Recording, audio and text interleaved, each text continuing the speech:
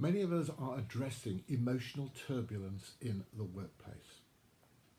How best do we manage the emotions that we and others are feeling at this time? The emotions can be of guilt, anxiety, irritability, exhaustion, unfairness, frustration, annoyance, anger. The emotions surface all the time and sometimes are hidden below the surface. So how best do we enable people to handle those emotions and handle the emotions in ourselves? A lot of our coaching conversations recently are about how we handle these emotions, how we ground ourselves, and how we find a constructive way forward. Perhaps one of the things within ourselves and within our teams we're addressing is how do we separate emotion from fact? How do we move through annoyance on one side and move through irritation to find a constructive way forward?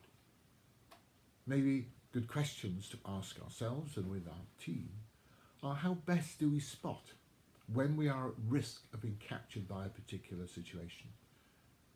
And when there is a rising emotion within us, how do we see it as valuable data rather than an impending threat? And as we observe those we're working with, we may be wrestling with how do we surface the truth when there is denial or obfuscation? How do we assess the boundaries that we cannot ask people to go beyond? So maybe questions that we're addressing, and it is useful to talk through with others, is how do we best understand and address the emotions that are going on around us? How do we balance genuine empathy with a clear expectation of delivery?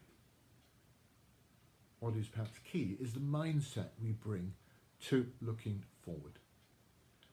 We're wanting to allow our emotions to inform rather than dominate our thinking. We want to be aware of our emotions and how they can cloud our judgment. And perhaps a good way forward is to be beginning to think through what is the good that comes out of any situation, however it is affecting you and your colleagues.